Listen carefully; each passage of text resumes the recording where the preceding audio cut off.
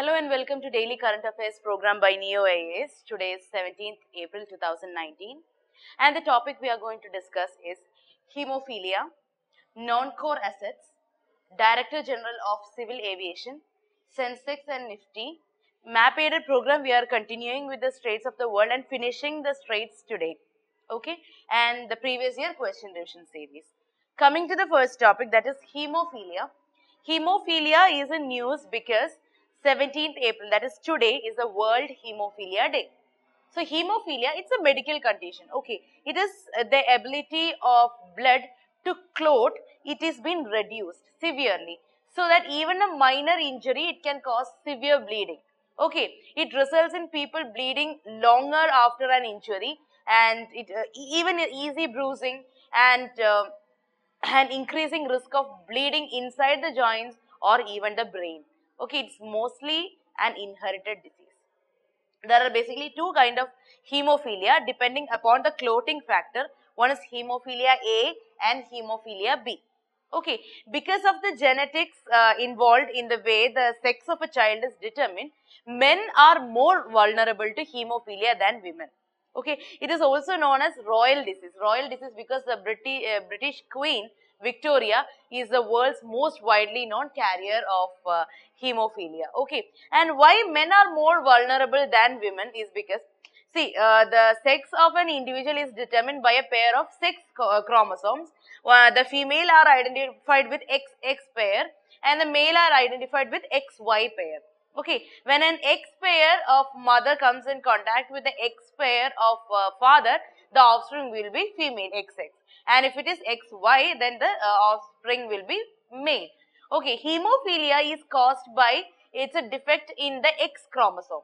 So if a girl is born with one defective X chromosome, her other X chromosome can compensate it. Right. If a boy is born with a defective X chromosome, he does not have a second X chromosome because he has a Y.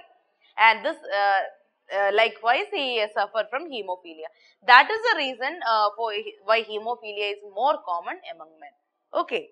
So India emerges with the highest count in country wise data at nearly like 19,000 people. According to World Federation of Hemophilia has affected in India. So 19,000 people in India are affected by hemophilia. Okay, and this World Federation of Hemophilia, they have been publishing a report called as Annual Global Survey 2017. Okay, hemophilia is a very rare disorder worldwide, and hemophilia A happens to people like 1 among 5,000 births. But hemophilia B is even more rarer. It happens with 1 in 20,000 births. Okay. The next topic is non-core assets. So non-core assets is in news because the CPSEs, the Central Public Sector Enterprises, they are not getting any budgetary support from now on because if these firms failed in meeting the goals of monetizing their non-core assets, they are not getting any budgetary supports. So they have to sell their non-core assets and monetize it. Okay, then only they are going to get budgetary support forward. That is why it is in news. So the proceeds to the center from the asset monetization would be counted as disinvestment receipts. Okay. So what is this non-core assets? They are assets that are either non-essential or simply no longer used in a company's business operations. Okay. So these assets are often sold when a company needs to raise some money. Okay, and some business sell their non-core assets in order to pay down their debt as well. It can be any kind of assets including an entire subsidiary or holding in another company. It's like a holding or in another company also. Okay, and who decides it is a non-core asset? It's a company itself. Okay, the company decides whether its entity is non-core assets or not. Okay.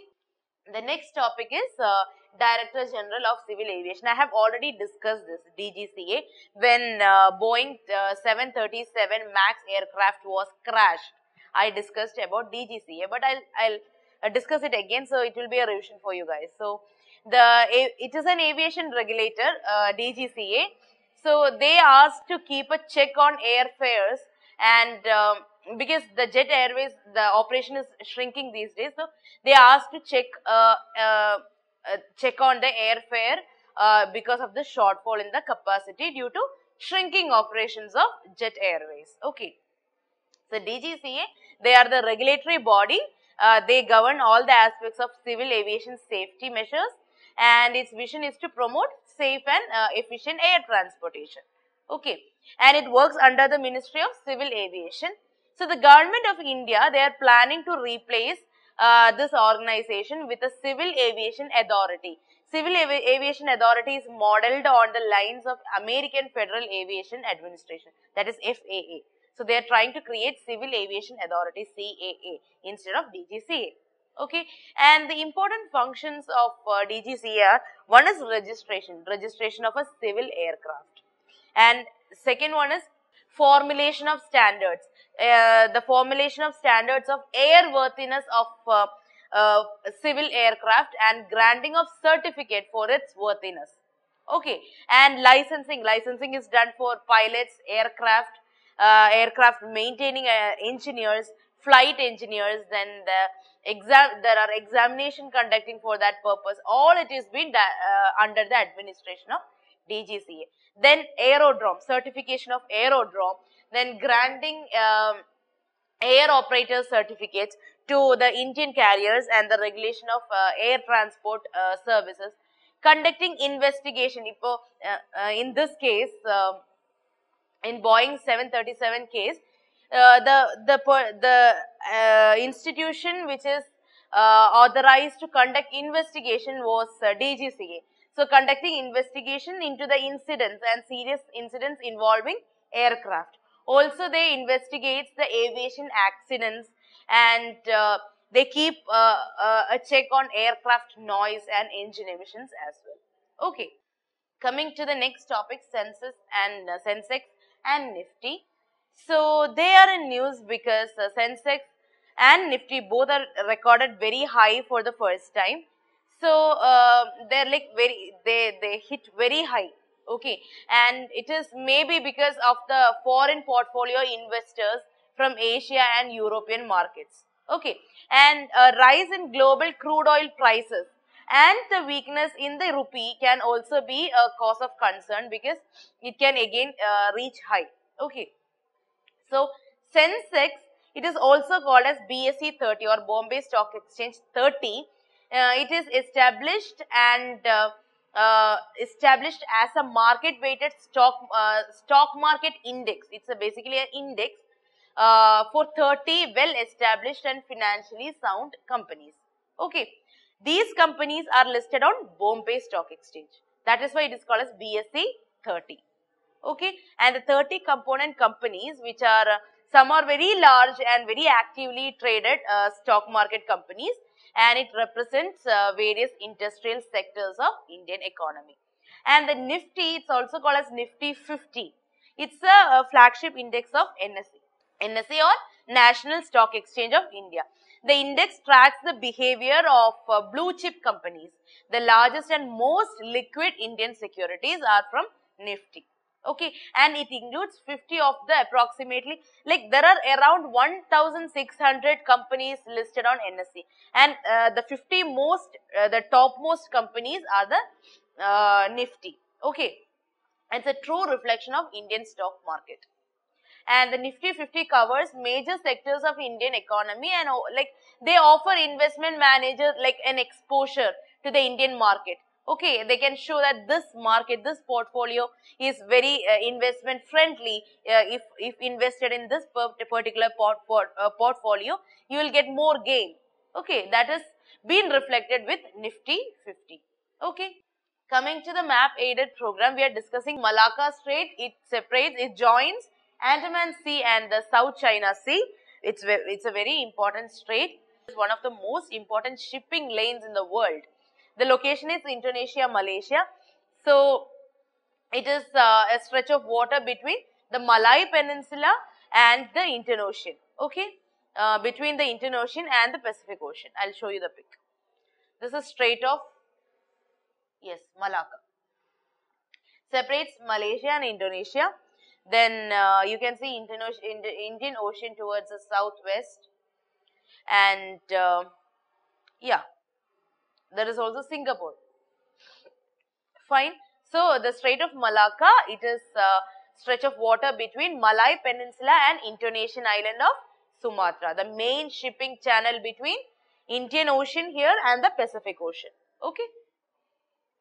Next is the previous year question revision series. I have a very simple question, yet confusing one. Which one among the following industries is the maximum consumer of water in India?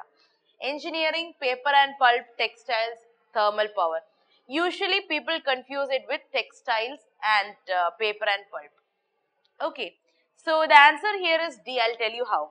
Okay, so the industrial sector only accounts for like 3% of the water withdrawal, the annual water withdrawal in India. It is contributing a lot to water pollution, particularly in urban areas. Is very considerable. The water pollution is very high because of the industrial sector. In this question, you should all know about that government is planning to set up like conservation of water on the lines of Bureau of Energy Efficiency.